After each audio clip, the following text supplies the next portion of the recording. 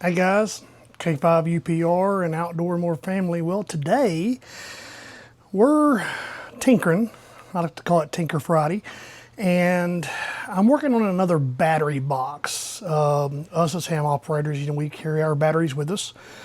I've got one that I put together a few weeks ago, and today I finally found a box to fit those EcoWorthy 20 amp hour smaller batteries instead of the big ones that a lot of POTA operators, a lot of ham operators are using for field operations, POTA operations, and so forth. So I used to carry these batteries in a backpack because there just wasn't really something in my mind that I could use for this. Now, I did create one battery box, and this is not going to be one of those long, drawn-out videos where you have to watch it for 15-20 minutes as I put this thing together, because really I want you guys, when you're building these boxes, to build these based on what you are going to need these boxes for, whether it's using Anderson power poles, whether it's using the screw-on plugs for your loose wires, maybe it's a cigarette 12-volt plug, or whatever you guys choose to use. Again, the creation of your battery box is up to you. It's whatever you want it to do to benefit your operations. So let me show you one that I created a few weeks ago, and then I want to show you the 20 amp hour battery box that I'm putting together today. Okay, so here is, and all of these stuff, so I'm going to put links to all of this stuff in the links below. All of this stuff can be purchased off of Amazon. This is a battery box that I created for a 50 amp hour battery. It's got the USB-A, USB-C plugs. It's even got the DC voltage. I 3D printed power pole connectors for here. Yes, you can buy these already ready to go, commercially bought, but they're like 20, 25 bucks. A lot of us have 3D printers, so why not just print it yourself? Battery capacitor meter, I've got 2 switches here, and I've actually added LED lights to these. So if you're out late, in the fall and winter, our sun goes down relatively quick, 5:30, and it's dark. Well, now you can have lights if you need to get back to your vehicle, or maybe you're still sitting there on your table doing your operations. So I've got these set up on 2 different switches. One, of course, is for the main power. The other switch, of course, is for your lights. So when you turn these on, daytime, of course, doesn't really do justice for these lights, guys. But let me tell you, I had this out camping on my last trip, and these things are super, super bright. This switch, of course, is my main power. You turn this on, of course, instantly it's going to show my batteries at 100%. And that's what turns on all of the switches. You can see here, this is showing 13.7 volts. This is also going to automatically turn the power pole switches on. And there's the battery. It is an EcoWorthy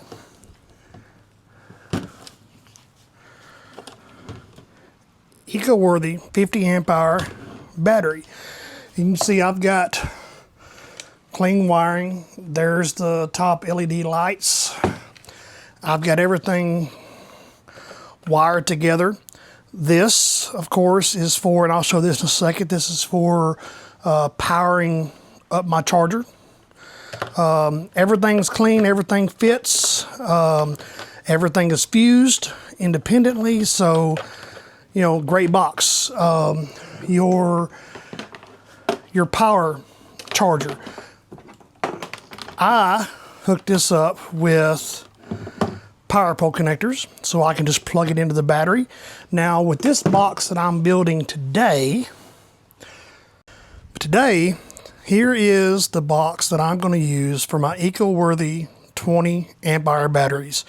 Now, I've already started on this box, and we're friends. We're friends with Harbor Freight, guys. We use their Apache cases. This box actually came from Amazon, and I'll explain why. Because I wanted something that didn't have much room left for these batteries to move around. This fits perfect. After buying several boxes and finally getting one that works, I was pleased with this box. I've already got this started. I've put 12-volt USB-A, USB-C plugs with a separate on and off switch.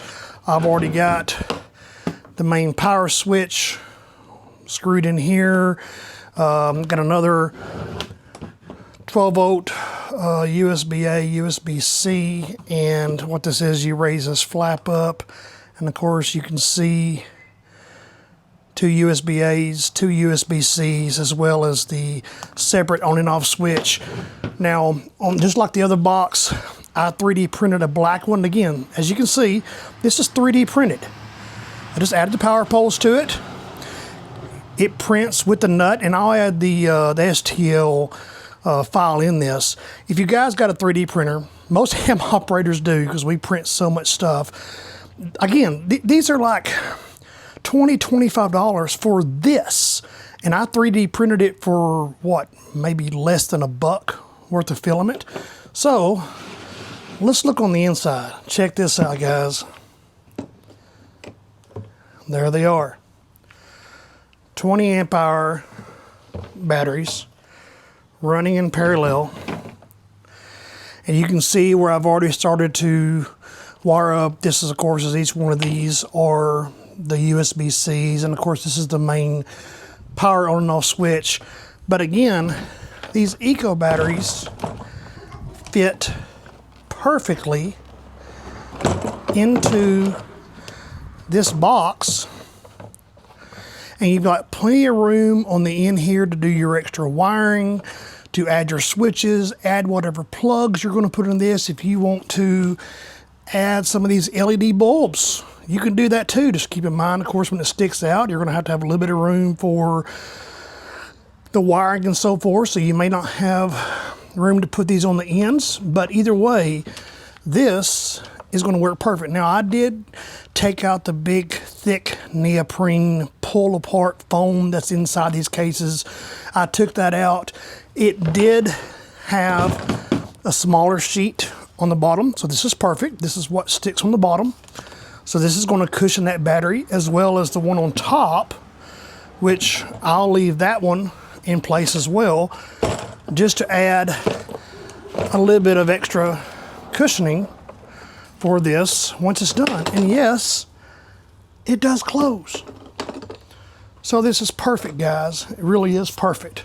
So I'm going to go ahead and add my power poles to the side here, and I've got a power meter that I'm going to put over here just so I can see the battery life of the batteries. And again, these are 20 amp hour eco batteries. I'm a big fan of EcoWorthy batteries. I've only had one issue, and they fixed it quickly with another battery that I've got. So I've got two 20 amp hour batteries running in parallel, so 40 amp hours is what I'm going to have in this box. My plan is to use this for a backup for POTA operations, but also for when we're camping, if we need to charge our phones. Maybe we're camping somewhere that doesn't have electricity. We now got a way to power LED lights, charge our phones, all that kind of stuff. So I'm going to go ahead and get this finished up, and let's see what it looks like when we're done. So I've got the hole drilled for the power pole connectors, and again, this is just going to pop in here just like that.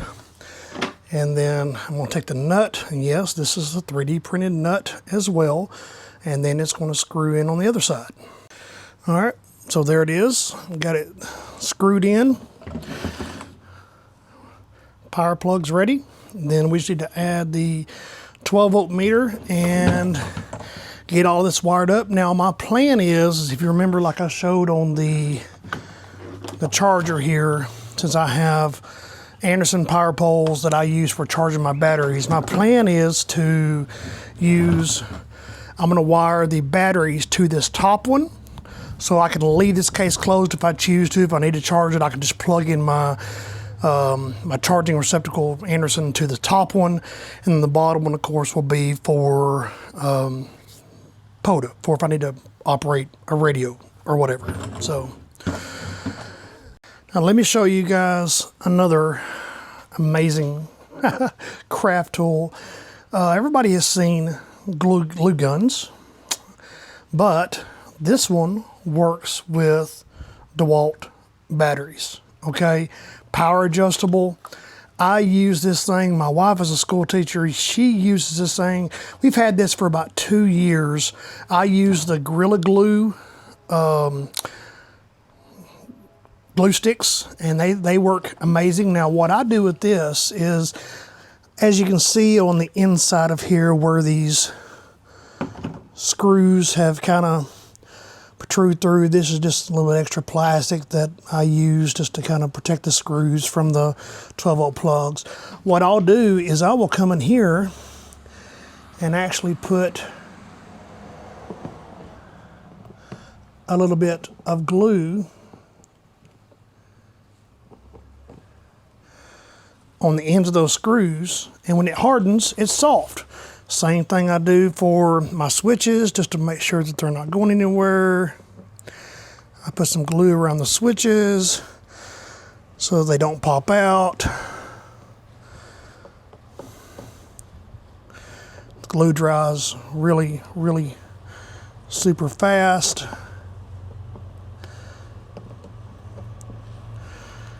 And just like that.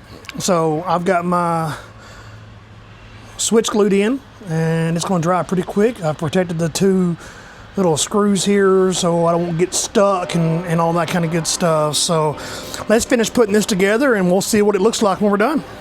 All right, so let me ask you guys a question. When you're doing wiring, what do you use for your wires? Do you use the Wago connectors? Do you use the twist the wires together and tape them up? Hey, we've all been there. We all done that. Or do you use these? Now, I like these. They come in a really big container package that has all different size wires, from all the way down to 20 gauge all the way up to the biggest, which is 10 gauge, all different connectors. And what these are, guys, these are heat solder. So whenever I take my heat gun, and definitely invest in a good heat gun, guys. This is a station that's got heat and solder. When you turn this on, it's got regulated. You can see the top starting to go up. So that's my heat gun. And what I'm going to do is actually just let this get up to temp, about 800 degrees. And then when you put this on your wires, not only does it heat shrink around the wire itself, but it will actually begin to melt that solder and make a solid connection.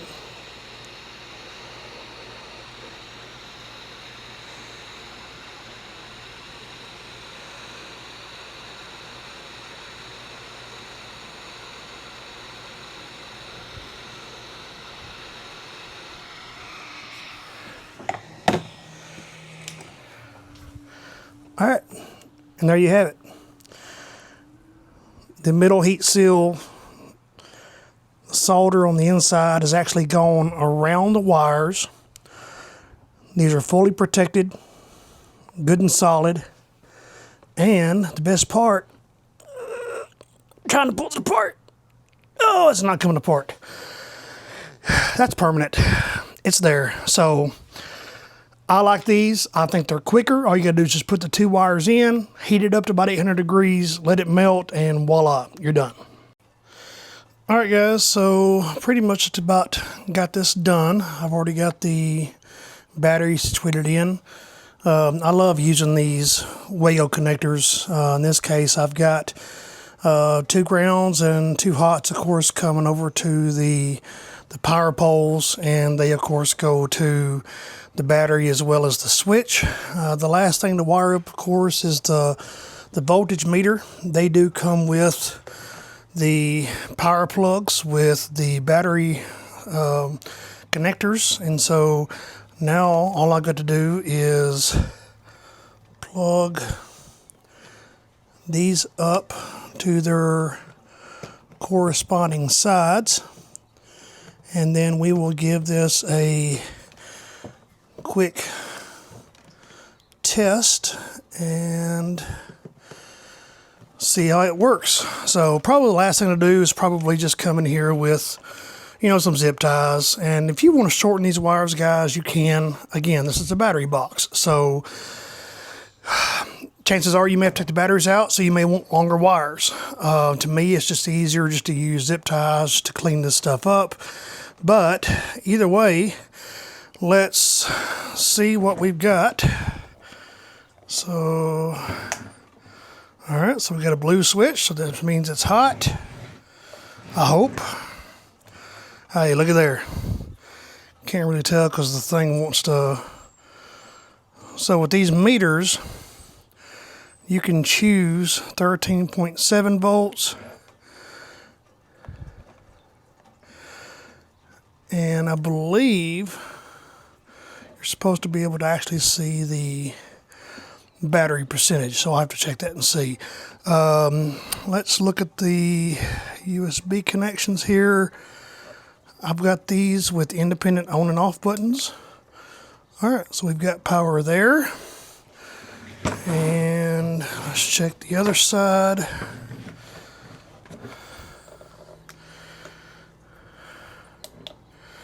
And we've got power there.